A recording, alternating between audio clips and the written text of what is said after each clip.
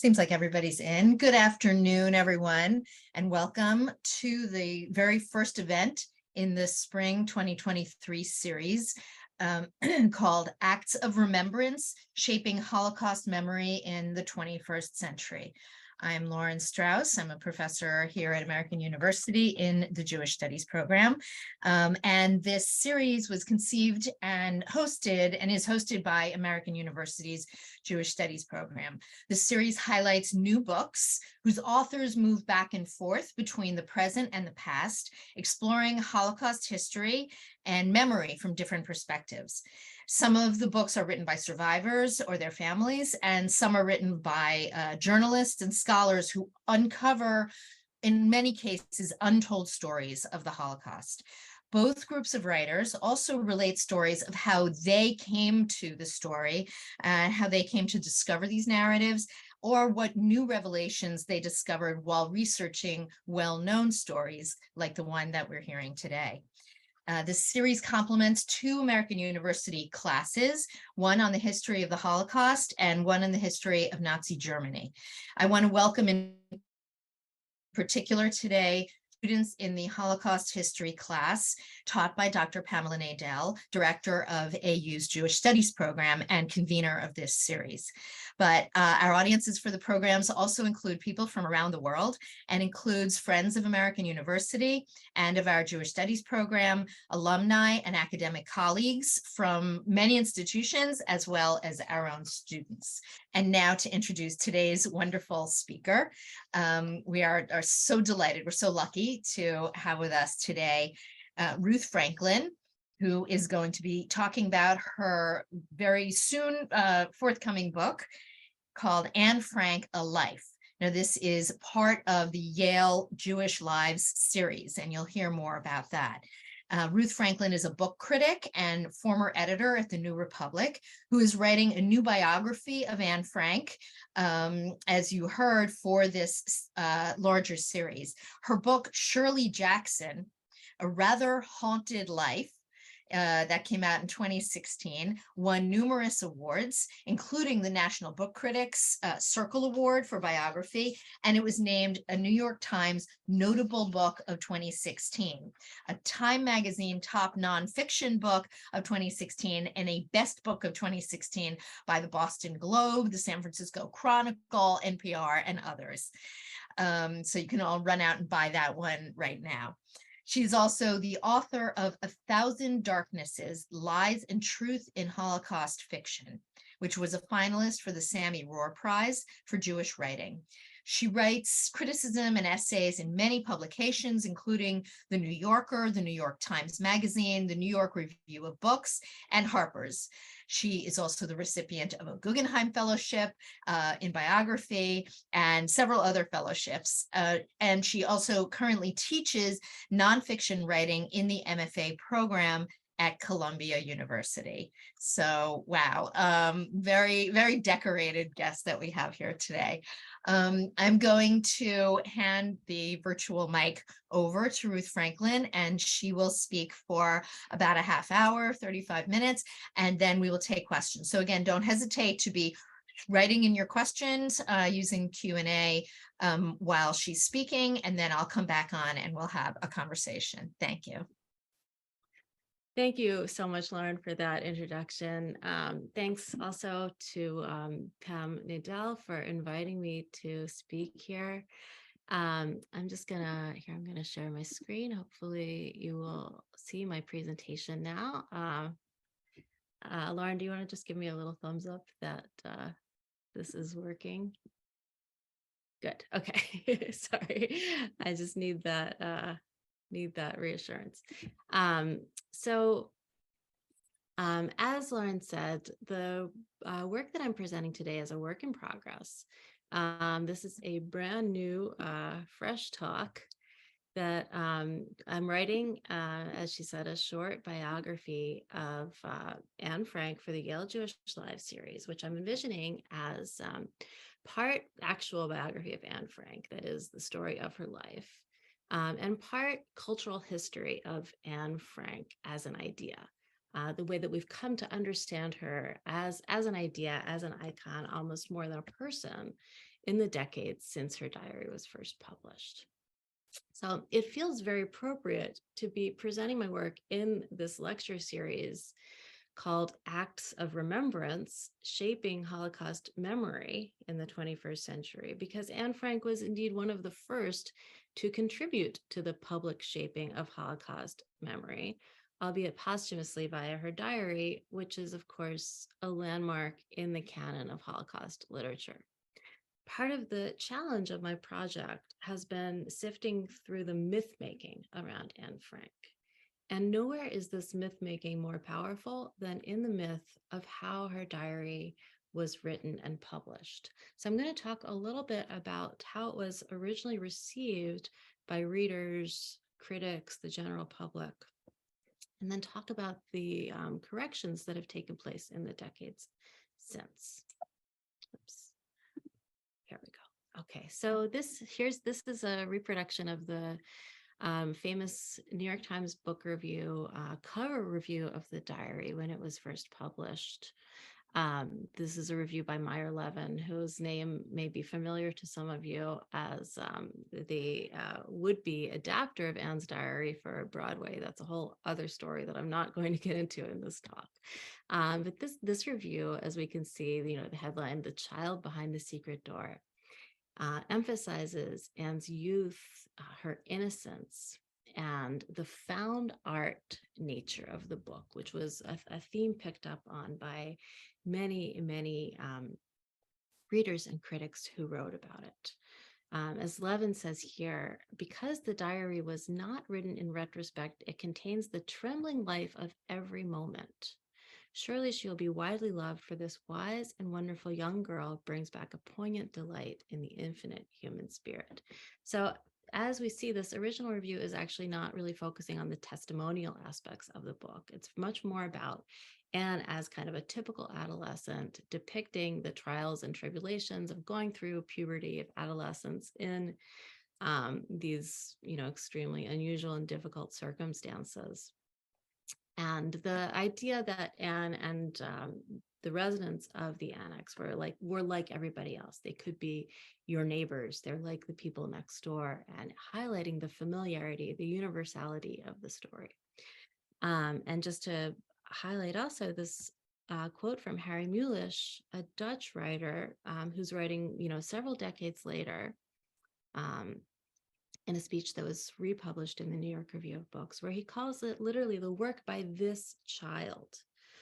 He says it's not simply not a work of art, but in a certain sense, a work of art made by life itself. It is a found object. It was, after all, literally found among the debris on the floor after the 8 characters in the story departed from the annex.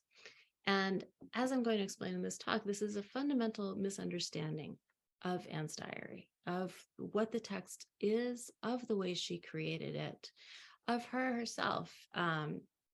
I would argue that she wasn't a child at the time that she wrote the diary. She was 15 years old, and any of us who remember our own adolescence or who have recently been parents to adolescents will recognize that it's not quite right to call this period childhood. But more than that, it doesn't acknowledge Anne's agency in contributing to the public shaping of memory of the Holocaust, which I'm going to argue is an agency that she was very much aware of, and that she controlled deliberately in the construction of her book and its alteration from a private diary, which was the way she originally conceived it and wrote it, its alteration from a private diary into a public work of testimony. So even if you've never read Anne Frank's diary, you may have a sense of the outline of the way her story has been understood. You might know, for instance, that she received a diary for her 13th birthday, June 12th, 1942, which happened to be only a few weeks before the Franks went into hiding. And that she used this diary to chronicle the period of just over 2 years that the family spent in what has become known in English as the secret annex, which was the upper back portion of the building in which her father's office was located. In my book, I don't use the term secret annex, which is actually I wouldn't go so far as to say a mistranslation. but a free and imaginative translation by the diary's first English translator of the Dutch word achterhuis, which means literally house behind. So there wasn't anything actually secret about it. In fact, many Dutch buildings have this kind of annex or back building behind a main building, and I'm gonna show a diagram of exactly what that looked like in a few minutes. But I think part of the reason the term secret annex has taken hold has to do again with these myths around Anne and this sense of her as childish, as constructing this special term for the secret place. By the time the Franks went into hiding, Germany had been occupying the Netherlands for just over 2 years, since May 1940. The initial period was relatively peaceful, but starting in early 1941, the Nazis, as we know, enacted many laws to put pressure on Jews and separate them, isolate them from the rest of Dutch society. We see here a market in Amsterdam restricted, access restricted to Jews only, and a sign here on what might be a restaurant or a movie theater saying Jews not wanted. And Anne will actually complain about these persecution measures in one of her very first diary entries. She noticed that she focuses on the measures that affect her. Jews must wear a yellow star, hand in their bicycles, banned from trams and public transportation, forbidden to visit movie theaters, other places of entertainment, to go swimming, to go to the beach, to visit Christian friends, or take part in public sports. Obviously, by this point, and now we're up to June 1942, a series of laws that increased in restriction, increased in their effects of separating and isolating Dutch Jews from their non-Jewish friends and from the rest of society. They were excluded from public places, restrictions placed on their movement and on their employment. They had to register as Jews and carry identity cards stamped with a black J prior to wearing the yellow star. And in February 1941, the Nazis established a Jewish council to coordinate between the Jewish community and the Nazi authorities. Basically, the Jewish council was the organ by which the Nazis made sure that all of these regulations were carried out.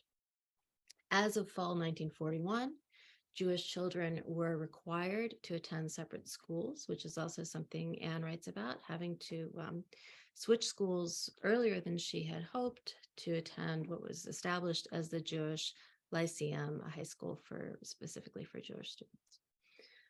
And as a result of these measures, also Otto Frank had to register his business under the name of one of his Dutch employees. By the time Anne started her diary, as a result, obviously, of these increasing measures of persecution, Otto had already begun to make arrangements for the family to move into the annex. And here's a picture of the building from the outside. It's this building in the middle. These are typical Dutch buildings referred to as canal houses because, of course, they face onto the canal. These days, this is an incredibly beautiful, picturesque, charming neighborhood. At the time, it was the buildings were mostly used for offices and warehouses, and it was apparently pretty empty. So you can see that the front of the building is the offices. And then you can see on this diagram the way the back half of the building is attached to the front, the achterhuis, or the house behind. And so it's attached. You can see that there's only, in fact, one point of communication between the two buildings. The passageway that leads to, we can see that there's a bookcase here. Behind the bookcase is a staircase leading up to the rest of the annex. And that's what made it so useful, so ideal as a hiding place, was that it was relatively separate from the rest of the building with a controlled entryway. And in fact, Otto had one of his employees build this bookcase that would provide greater concealment for the entryway to the annex.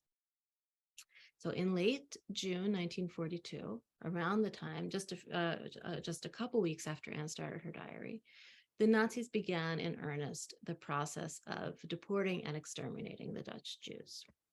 They drew up lists of Jews designated for transport, and they presented them to the Jewish Council to coordinate the deportations. And this is a typical call-up notice, as they were called. The first batch of these went out on July 5th, 1942, to German Jewish immigrants between the ages of 16 and 40. And Margot Frank, Anne's older sister, and as well as some of her classmates, fell into this age range. Margot was 16 at the time, and they were on this list of the first Jews designated for transport for what is being called here labor service in Germany. In reality, we know now this was transport to Auschwitz. So Margot received her call-up notice with the rest of the deportees designated in this first batch. She received it on July 5th, and the family went into hiding the next day. So in this context, we can see that Anne's diary very quickly becomes not just what she called in one of the first entries, the unbosomings of a 13-year-old schoolgirl, but a document of the 2+ years that her family, along with the Van Pel's family and the dentist Fritz Pfeffer, spent in hiding in the annex. She wrote about the trials and tribulations of daily life there, the hours that the residents had to spend silent for fear that employees who weren't in on the secret would hear them, the tensions between the Franks and the Van Pelses, who were temperamentally extremely different families. The Franks very reserved, the Van Pelses just the opposite, with little filter. Their gratitude, the gratitude of the residents to the office workers who sustained them with food and companionship throughout this entire time, especially Miep Gies, whose name you might know and who has written her own memoir about the experience of taking care of the residents in hiding. Anne wrote a lot about Fritz Pfeffer, whom she particularly clashed with. She had to share her room with him, a middle-aged man, which was obviously deeply uncomfortable for her as a teenage girl. And for his part, he doesn't unfortunately seem to have been particularly patient with her or respectful of her needs for privacy. And as the months went on, Anne wrote about the deterioration and the quality of food that the residents were receiving, her fears about what was going on outside the annex as the war continued to progress, and her growing and developing body as her breasts developed and she got her first period. Of course, she also wrote about her eventual relationship with Peter Van Pels, her romantic relationship, which began in spring 1944, after the two of them had been in hiding together for nearly 2 years. In August 1944, under circumstances that still remain unclear, the residents of the annex were betrayed to the Gestapo and deported, first to Westerbork, the transit camp for Dutch Jews in northeastern Holland, and from there to Auschwitz. Anne and Margot were later transported to Bergen-Belsen, where they died of typhus sometime in late winter or early spring 1945, shortly before liberation. The actual dates of their deaths are not known. Otto Frank was the only resident of the annex to survive the war. He returned to the Netherlands to wait for news of his family. And after he learned of the deaths of his daughters, Miep Gies gave him Anne's diary, which she had picked up from the floor of the annex after the raid and saved in the hope that Anne would return.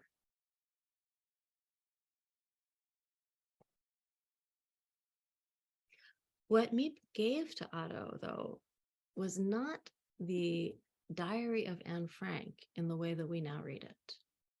It is more accurate to speak of the diaries of Anne Frank. And this is a sense of what they look like. So there's the original version, which is now called version A. And here we see the original red check notebook, as well as a couple other books that Anne was able to get hold of in hiding to continue with her diary. These are called version A by scholars. Then we have version B, which is Anne's own rewriting of the diary. She did this on colored pages over here on the left side. They're just a little bit smaller than standard letter size. She folded or cut them in half and rewrote it with each letter to Kitty, the eventual addressee of her diary, beginning at the top of a new sheet of paper. She began working on this revision in spring 1944, again, after nearly 2 years in hiding. And at the time of the arrest, she had nearly finished rewriting her diary from the beginning. And the impetus for this is interesting. So in late March 1944, she and the other residents were listening to the radio in the annex, and they heard this Dutch minister for culture, Gerrit Bolkestein, speaking on Radio Orange, the Dutch radio service in exile in London. And Bolkestein called on Dutch citizens to preserve their documents of the war years, diaries, letters, for the eventual victory over the Nazis. He declared that the Dutch government was planning to establish a national archive for these documents to chronicle the experiences of Dutch people during the war years. And as he said, history cannot be written solely on the basis of official records and archives. If posterity is to fully understand what we as a people, meaning the Dutch people, have endured and overcome in these years, we must collect an enormous amount of material relating to daily life. And Anne heard this, and as she writes in her diary, they all heard this together, and all the residents thought immediately of her diary as just such a document of the warriors that Bolkestein was calling for. But she realized that it didn't quite work as a testimonial. Why? Because she had written it as a personal, private diary. She hadn't been, especially from the beginning, she hadn't been focused on the details of the persecution of the Jews in the Netherlands. And so she went back to the very beginning and started to rewrite it. She added new entries that filled in holes in the text, and she rewrote her original entries wholesale. I'm going to go into, in just a few minutes, I'm going to describe her edits in greater detail. But for now, as of the raid on the annex in August of 1944, she had written more than 300 pages of this new manuscript. Some of the original notebooks were lost after the arrest, but apparently all of these loose pages, the pages on which Anne rewrote the diary, what we're calling version B, all of those were preserved.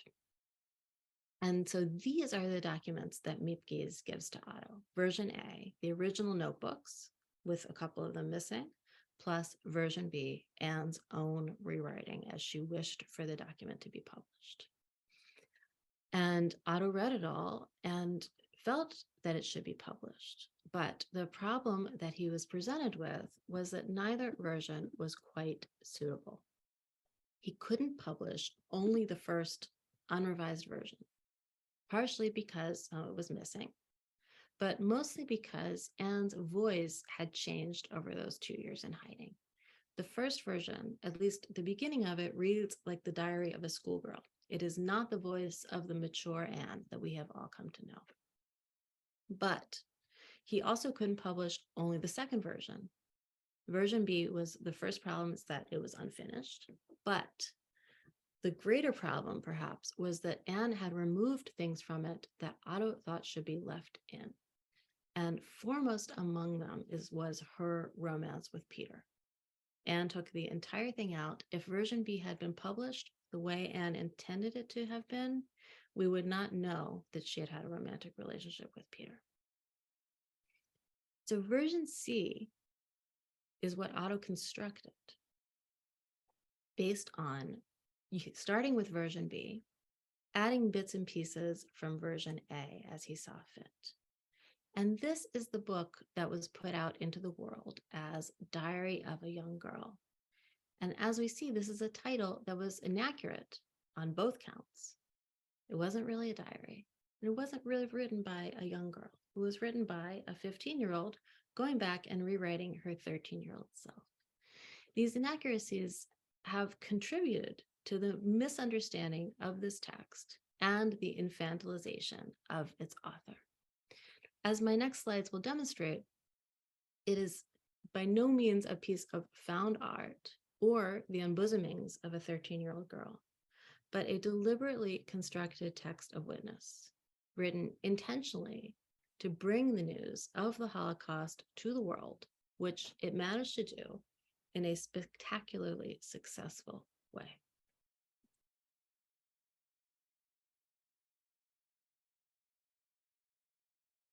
So, if you know anything about the editing of Anne's diary, you may have heard that Otto Frank censored it.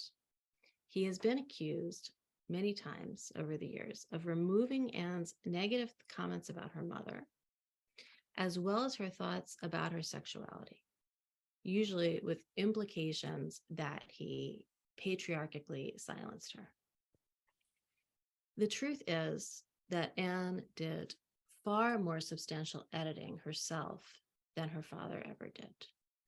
Most of the personal information that Otto Frank has been accused of taking out, Anne's thoughts about menstruation, for instance, or her descriptions of her anatomy, as we see here. Most of this is material that Anne herself removed from version B. She introduced pseudonyms. She added entries toward the beginning that foreshadowed the move to the annex. And as I said, she cut her romance with Peter. In general, there are three categories of changes that Anne made to the text. Number one are stylistic, or what we could call literary changes. In the beginning, the text, as we probably all know, Anne's diaries famously is written in the form of letters addressed to a girl named Kitty. And this actually was not the original form of the diary, and indeed didn't even begin the diary as letters. She started it as typical diary entries. She got the idea to write it as letters after rereading in hiding a book that was one of her favorites at the time, a book called Joop ter Heul, which was a Dutch young adult novel for girls by a writer named Sissy van Marksveld. Anne had read this book. It's actually a whole series of books about a high school girl and her adventures. Anne had already read it and read it again in hiding. And the book is written like Anne's diary, in diary style as letters. And Anne got the idea that, like Joop ter Heul, she would write letters to her friends. And in the beginning, Kitty, the name Kitty is actually one of the girls in the group that exists in this novel. In the beginning, Anne wrote letters to all different members of this group. There might be, I think there may have been a half a dozen or more of them. And you'll see that in some of the slides I'm going to show. In the end, she standardized them all as letters to Kitty, which had the effect of concealing the influence of this novel, such that it took decades, in fact, for scholars to figure out that this had been a source for Anne. So stylistic changes also included simply improving her writing, which we'll also see, making it more dramatic, more vivid, more descriptive. The second category of changes are personal changes. Anne removed everything not related to the persecution narrative, or most things, let's say, not related to the persecution narrative, such as letters to her friend Jacques, which she originally had written imaginary letters that she wished she could send to her best friend, which she included in the text of her diary. Anne took those out. She took out things like descriptions of dreams that she had had about her grandmother and about another close friend. And of course, she took out her romance with Peter. And finally, she made changes that I'm calling testimonial changes, changes made with a specific aim of improving the diary as a testimony to the persecution of the Jews. So she introduced pseudonyms to protect the identities of the people who had helped to support the Franks in hiding. And she added entries in the beginning dealing with aspects relating to the persecution of the Jews that she had left out before. She added a lot more explication, imagining a reader who might be coming to this subject unfamiliar with it and would need some background information on exactly what was going on with the Nazi occupation of the Netherlands. And finally, she claimed the agency of the Jews in telling their own story, in having the right and the obligation to tell their own story, rather than having it told for them. So let's look at some examples. So what you're seeing here, the image on the left, this is the Diary of Anne Frank in its critical edition, which is a large, about 800-page book that lays out, or was originally published in the late 80s in Dutch and in English translation. And it lays out in parallel versions, the version A, version B, and version C, so that for specific entries, one can go through and literally compare what changes were made by Anne or by Otto to the original text. And when the publication of this critical edition marks the first time that readers and critics were really made aware that this kind of editing on the diary had taken place at all. So I've just chosen almost at random this entry of October 15th, 1942, as an illustration of the kinds of changes that Anne made. So at the top, we've got version A. And you can see, for instance, to start, it's written to Dearest Connie. This is another of the girls in this group of girlfriends that Anne was sort of imagining herself to be a part of.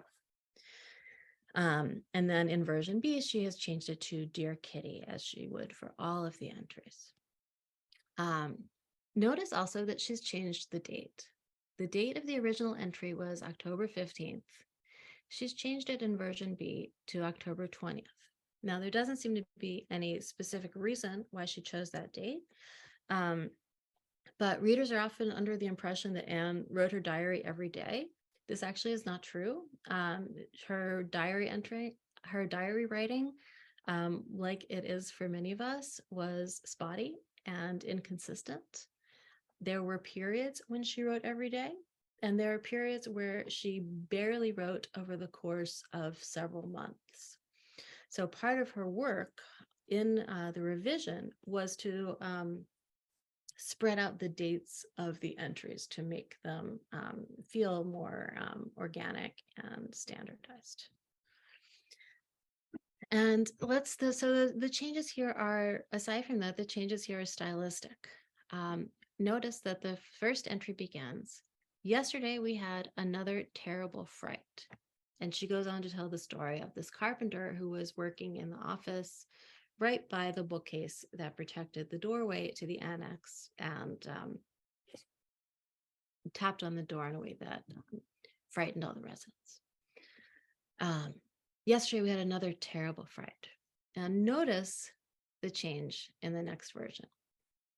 Dear Kitty, my hand still shakes, although it's 2 hours since we had the shock. So she introduces this very dramatic opening flourish, which is a complete invention, right? Her hand couldn't still be shaking because it's been 1.5 years since that shock actually took place. And it's going back, remembering, and using the well-established dictum of show, don't tell, illustrating the fear of the residents at the knock on the door rather than telling the reader of it. Later, you will see that here she says in version A, she says, suddenly we heard terrible rattling at our door. We thought it had to be the carpenter wanting to come and have a look here. It was absolutely terrifying. Here's the shift to version B. After he'd been working for a quarter of an hour, he laid his hammer and tools down on top of our cupboard, as we thought, and knocked at our door. We turned absolutely white. So again, she's illustrating the fear. We turned absolutely white, rather than saying it was absolutely terrifying. And then there's one, and this, you'll notice that the changes between version B and version C are not much. So remember, this version C is Otto's small adjustments to Anne's considerably revised text. He's kept her improvements. My hand still shakes, although it's 2 hours since we had the shock and all that. But he's made one other interesting change that is symptomatic of some of the larger ones. Anne says in this third sentence of version B, she writes, downstairs, they are such geniuses that they didn't warn us when the carpenter, or whatever the fellow was called, was coming to fill them, the fire extinguishers. So she's referring to these geniuses, who she's referring to sarcastically, are of course their helpers, the office workers, whose job it was to not only to provide food and other necessities, but to warn the residents of the annex when there are going to be strangers in the building. Otto takes that out. He says, we knew that someone was coming to fill them, but no one had warned us when the carpenter, or whatever you call him, was coming. He takes out Anne's line about them, that little gentle note of sarcasm, and calling the helpers geniuses. Why? He was more tactful. He probably didn't want to offend them. They were all, of course, still alive and, ready to read the diary when it was published. He was grateful to them, of course, for everything they did to protect them.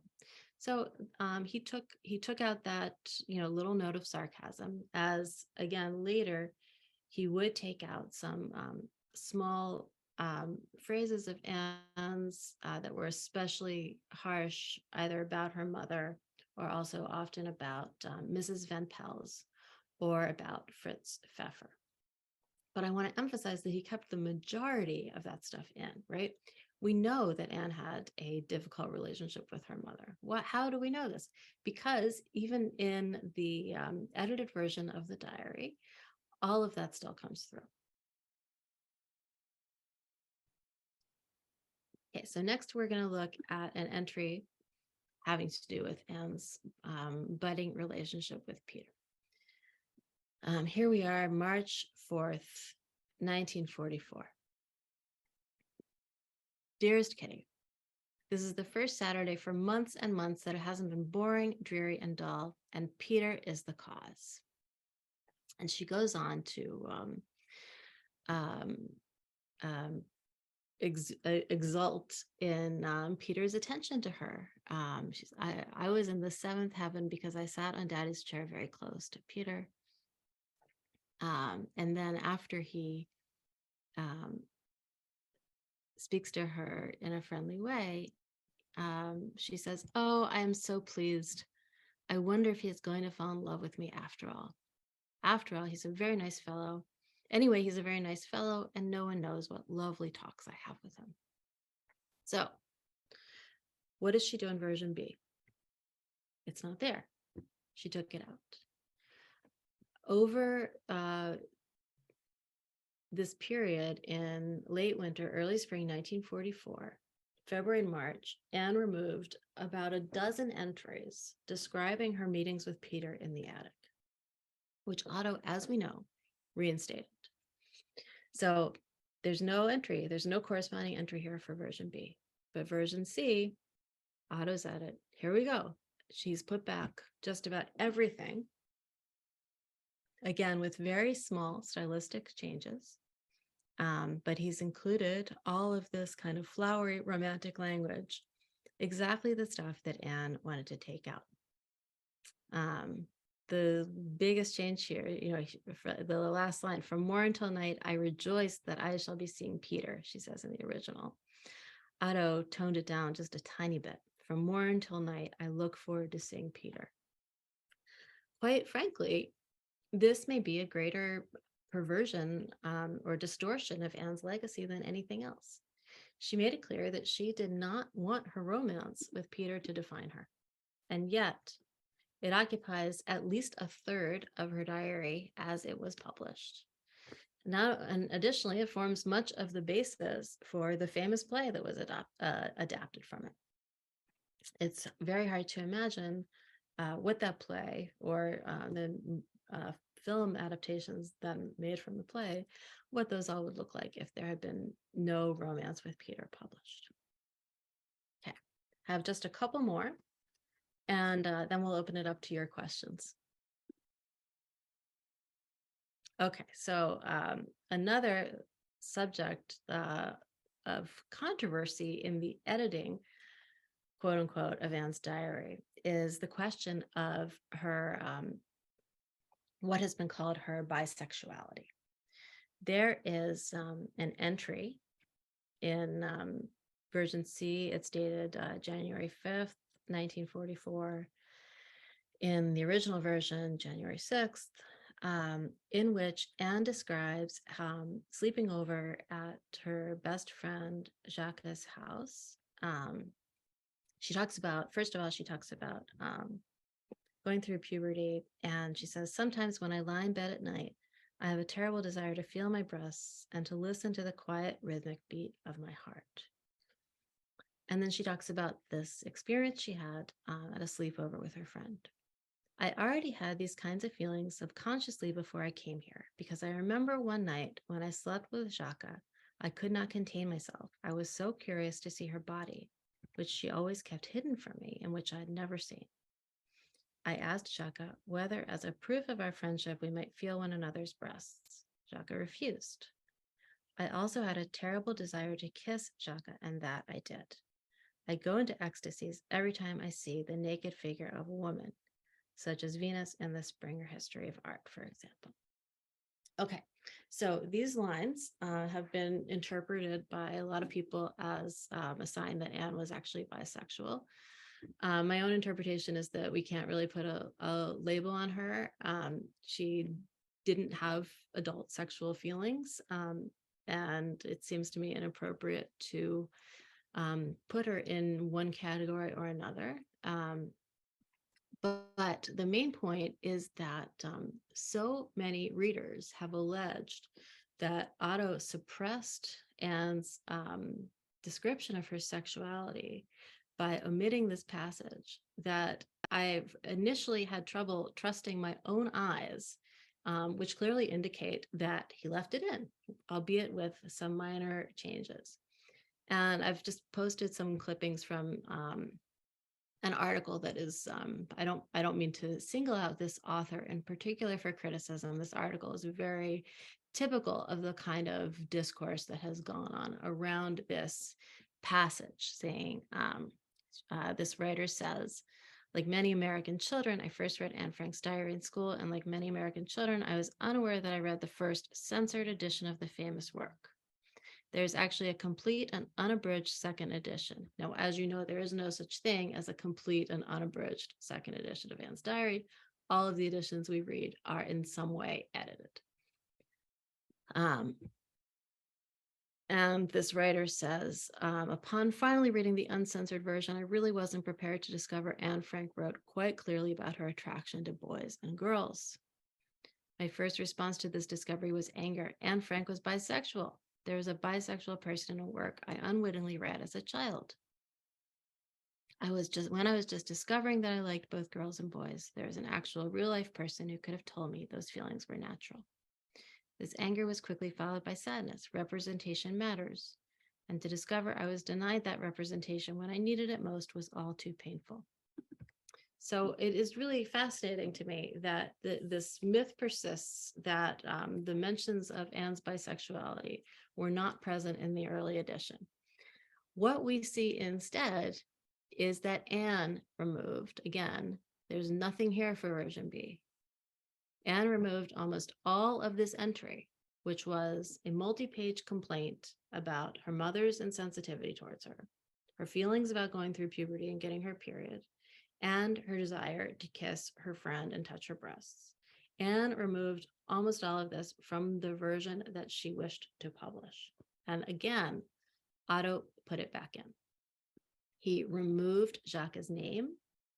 In the first published edition of the diary, she appears under a pseudonym, but in this passage, he chose to omit even that, probably because she was still alive. But as we can see here, he kept the substance of the entry. So clearly to say that he censored Anne, as this writer and so many others have done, is wrong. I tried a little to figure out where this misconception comes from. And it seems to relate to an article that was originally published in the New York Times about the first critical edition. But the reality, again, as we see, is more complicated. Finally, I just want to say, I want to give one example of the testimonial impulse before taking your questions. Okay, so here is a sample of the way Anne writes about Westerbork, the transit camp for Dutch Jews, as well as Auschwitz in her diary. The entries are from, so this is version A from February 9th, 1942, and then version B on the right side. As we see, most of version A is about other things, as is usual. And there's a very small amount here about the conditions at the camp. Miep told us about a man who escaped from Westerbork. Things are terrible there. And if it's so bad there, what can it be like in Poland? People get hardly anything to eat, let alone drink, and etc. Oh, sorry. The rewrite begins with the news of Westerbork. Our many Jewish friends are being rounded up by the dozen. These people are treated by the Gestapo without a shred of decency, being loaded into cattle trucks and sent to Westerbork, the big Jewish camp in Drenthe.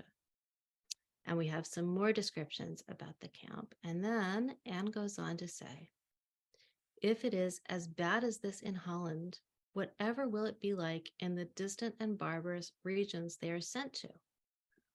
We assume that most of them are murdered. The English radio speaks of their being gassed. Perhaps that is the quickest way to die.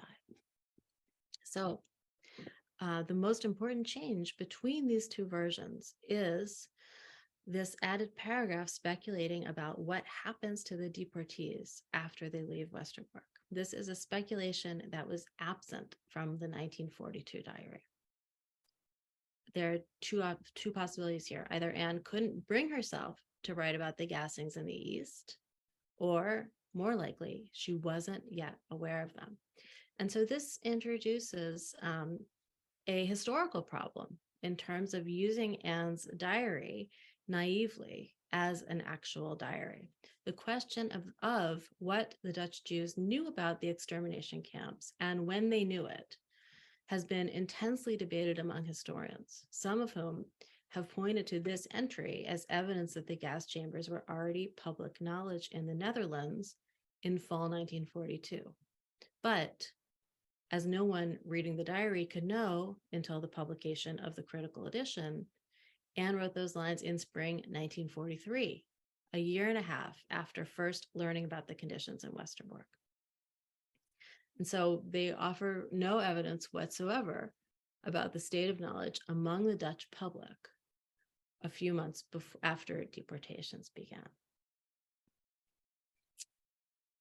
So I just want to wrap up by asking a larger question about the way in which this misunderstanding of Anne's book as a sort of accidentally testimonial text has endured. As I pointed out, this is a mistake that has multiple consequences. It's problematic for historians. It's disrespectful to Anne's achievement because it denies her agency. But there's also a larger point, which is that Anne's reworking of the diary transformed it not only from a private diary into a public testimonial, but also from a personal account of 2 years of family life conducted under extreme circumstances into a text of witness, a j'accuse. And I want to look briefly again at the entry about that speech by the Dutch Minister of Culture, Bolkestein. Here it is again in version A and version B, and there's a very crucial edit here. She says in version A, just imagine how interesting it would be if I were to publish a romance of the secret annex. The title alone would be enough to make people think it was a detective story. But seriously, it would be quite funny 10 years after the war if people were told how we Jews lived and what we ate and talked about here. And then let's look at version B. But seriously, it would be quite funny 10 years after the war if we Jews were to tell how we lived and what we ate and talked about here. I think that's a really crucial and deliberate transformation. And it's clear from a close look at Anne's edits that she wrote this book intentionally. She realized that her diary, being a private diary, could not adequately serve as a testimony. And so she used that diary to write what turned out to be a very successful testimonial work. So I'd like to wrap up there. I'll just say that I have, if you're interested in this work, I have a newsletter on Substack. It's free, where I've been posting bits and pieces from my research every month or so. And so if you're interested, I hope you'll sign up for that, or also to connect with me on Twitter or on Instagram, where I also have been sharing my work. Wow. Thank you so much. That was, I feel like I'm reeling. Of course, I grew up It was a lot. and I grew up with the book. When I was 5, we went to Amsterdam, and my sister started writing a diary because of that. And then, of course, I copied my sister, as little sisters do. And we both named our diaries because she had Kitty. So, and here you are just ripping the scales from my eyes. So it's like a detective story and literary analysis and great scholarship all rolled I think so together. many of us felt like that as kids, especially Jewish girls reading Anne Frank's diary. And one friend told me about all this, is that it would have made a really big difference to her to learn about Anne's agency when she was a child, to understand that it wasn't just a diary, but something more like a testimonial memoir that was written on purpose. Right. I mean, that is actually one of the questions. I want to remind people that you can submit questions to the Q&A. We've only got a few now, and we have about 15 minutes. I have my own questions. And so one person writes in actually on that theme to ask if the large critical edition that you mentioned was already published in the late 80s, which is about 35 years ago. Why is it still sort of news to so many people that the diary was heavily edited? I wish I could answer that question. It's really, it bothers me. It bothers me a lot. I have some thoughts about it. But I'm curious to hear what others think too. And, part of it is just that I think myths die really difficult deaths. We have perceptions of things that endure, and think about like all the different ways in which that perception of Anne Frank has been reinforced, through the marketing around her diary, through the play and the movie and the TV version. I got sort of exercised reading there's a new graphic adaptation by Ari Folman and David Polanski of the diary that is I was going to ask you about that. Yeah, it's an excellent and beautiful book, but it also struck me as a missed opportunity, because there's literally one panel in that book where they depict Anne in the act of writing her diary. And, it would have taken so little to make an effort to correct that Right. misunderstanding in this book. And I don't understand why they didn't do it. Well, it's interesting because I read your review of their book and I got the impression that aside from that major criticism that you just said, you gave it quite a positive review, which I thought was interesting because in many ways, because to so many people, the words of the diary of the original publication, the first edition that we're familiar with, are almost like holy writ. They're like, you don't fool around with them. They're like, it would be like altering the Bible. And yet, as you explained in your review, of course, the graphic novels, it would have run to thousands of pages as a graphic novel or graphic memoir. And so you were quite approving of the fact that they not only sort of shorten things, but they reimagine dialogue and they write their own lines and everything. So how did you feel about Yeah, that? because I thought they did it in a really beautiful and really effective way. I mean, I happen to really like the form of the graphic novel or graphic memoir, as we could call it, in general. I think, when it works well, it's a really beautiful and effective and powerful form. And, as I think my talk made clear, there is no holy writ when it comes Right, to this right. diary or, most other texts, as far But as as we're you said, that's hard for talking people about to give that. up. That's And hard, especially in this case. yeah, there's no reason not to do that kind of abridgment if it's going to produce a more effective book. Another question that we got, actually, which is sort of another generation of not a representation of the diary, but another critic talking about it, is Dara Horn's recent book, People Love Dead Jews, and she made some comments about, she has some remarks about Anne Frank and the diary, and someone wants to know how you feel about Dara Horn's comments, if you're familiar with them. Yeah, I mean, my understanding is that her argument is basically, people are more interested in the ideas of dead Jews and the reality of living Jews. And I think, Mhm. there's an extent to which, you know, Anne's death, it sounds the book could not have been published in the same way, obviously, if Anne had survived the war. And in some ways, I imagine what Cynthia Ozick has this essay called "Who Owns Anne Frank," where Mhm. she imagines that Anne had survived the war and become a famous novelist and had dozens of books. And what I imagine actually is that she would have written a great testimony. That Mhm. if she had survived, she would have written a testimony that we would read now alongside Night by Elie Wiesel, or Primo Levi's Survival at Auschwitz.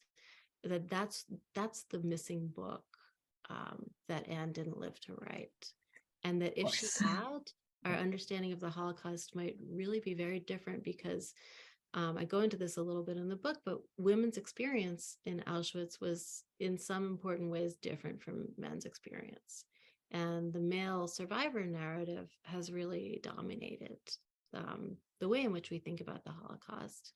Obviously it's mostly similar, but there are some, special ways in which the Nazis treated Jewish women as women.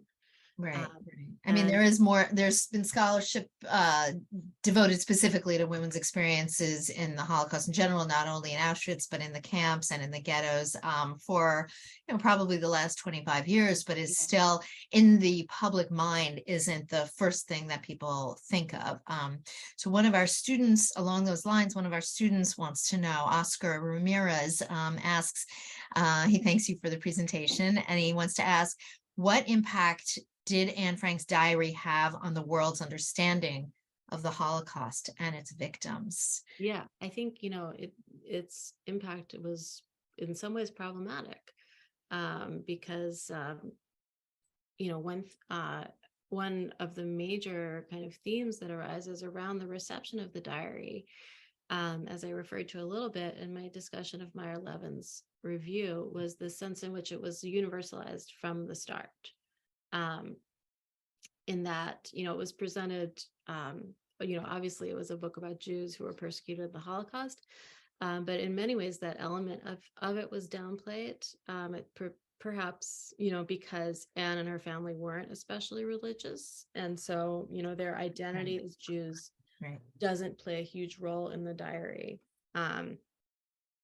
But I think there are a lot of political reasons having to do with American society in the early 50s when the diary was published, and anxieties about being Jewish, about assimilation and not wanting to stand out, that I think contributed to the way the diary was kind of packaged as a book about everybody, a book about your neighbors. Yeah, and it still is, and it's still being used as kind of the measuring stick. As Pam Nadell actually was commenting to me yesterday that in the recent Ken Burns series on anti-Semitism, and on on the American response to the war, he really uses the diary of Anne Frank, and really the story of the Frank family more than the diary, as his entree into a lot of this. And they are talked about at the beginning and throughout this series. So she really is still kind of a useful signpost for a lot of people. Yeah. And also her father, and the figure of her father. I find one of the most fascinating things about your presentation is your reinterpretation of his role and his agenda and his actions, because he really has been sort of presented in a negative way for many years, as how dare he fiddle with Anne's how dare he alter her holy writ, right? Right, exactly. But you see that he literally had no choice. If he was going to publish the diary, he had to edit it in some way. So, and I think looking at the evidence, it shows that he did it in a very respectful and loving way. Would everybody agree with all of his choices? Of course not, right? That's not how editing works. Right. I think also, reading the diary as a parent is a very different experience than reading the diary as a teenager. And when I first started working on this project, one of my teenagers was the same age as Anne when she started her diary. And, that really it really puts Otto Frank's experience in a totally different perspective. And just, you can't imagine what this person went through, having lost his whole family and his beloved children. And this is her legacy to him, Right. No, that is also more light has been shed on them as a family and their story and their desperate struggle to leave. Recently, the discovery of the folder that had their attempts to get visas that were rejected, and it fleshes out the picture and in many ways makes them look more like real people than the diary. A few people have asked practical questions. One person, this is very interesting. One person wants to know whether you were allowed to handle the diary pages yourself during your research. That's a fun question. So I didn't actually ask if I could handle the diary pages. The diary is kept in the Anne Frank house, in like a little plexiglass podium type display case. And periodically they change which page is put on display, but everything is kept in a very, climate and light controlled environment. The Anne Frank house, the museum part of it, is kept very dark. So as, not to damage anything in there. It sort of didn't dawn on me that I might ask to have the diary removed from this case, also because while I was able to have sort of special access to the museum in the sense that I didn't have to wait in the long line that is required. I visited the Anne Frank house so long with an archivist. Such a long line. Right. So I visited the archives, and the archivist took me through the museum himself. But the museum, so I had this fantasy that like maybe I could experience the museum after hours or something. Well, it's open from 9 in the morning until 10 at night. So like the options for a private visit are very limited. I don't know. I am going to have to go back there before finishing my project. So maybe there'll be a way to have a Right. And note to people who are listening, I learned the hard way. If you want a ticket that without waiting on the 3-hour line, then I think tickets get sold weeks in out at advance, several weeks months in advance. in advance. It's Yeah. kind of incredible. We have a few minutes left. One thing that I was wondering about, just sort of the experience of touching or not touching the diary when you write biography. This is your second major biography.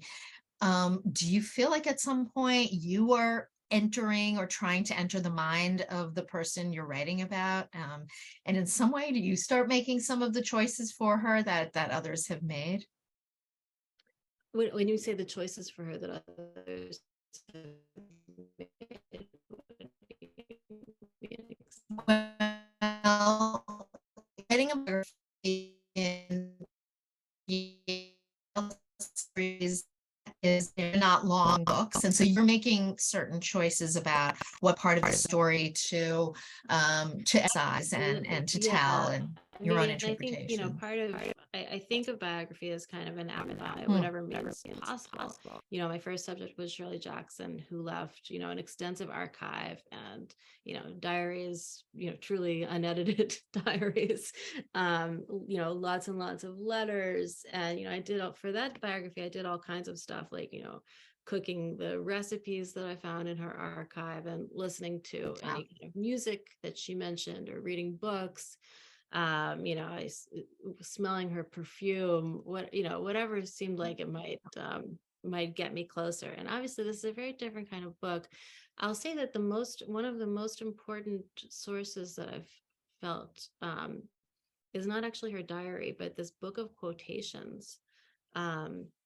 That again has only very recently been published in English translation, was only recently published in Dutch for that matter, and very recently in English translation. But it's a commonplace book in which Anne she copied out passages from books that she was reading that were important to her. And, I want to save something for the published book, but I'll just say that there are some very interesting things in there. Yeah, that is absolutely amazing. And on the subject, the last thing I'll ask you is on the subject of the published book. One of our listeners wants to know if you have a release date for it. I don't have a release date, but I am hopeful that it will be published sometime in 2024. That is really great. I do have just one final note that I'll pass on to you.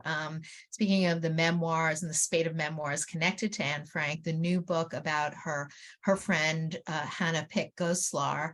I would love to put you in touch with my friend Dina Kraft, who just sort of ghost wrote Pick Goslar's memoir about her friendship with Anne Frank, and it just really seems like it's a never-ending source of fascination, and from graphic novels to movies to works of scholarship. But I really think that your book is going to be one of the definitive sources for people understanding her story. Thank you so much. Really learned a lot, and I just want to thank everybody for listening, and to tell you that the next event in this series is going to be on Friday, March 3rd, and that is Geraldine Schwarz, the French historian or French author, talking about her memoir, Those Who Forget: My Family's Story in Nazi Europe. If you signed up for this, then you should get information about our future events. And again, thank you so much, Ruth. It was really fascinating. Thank you so much, Lauren. Thanks to everybody for being here. Bye.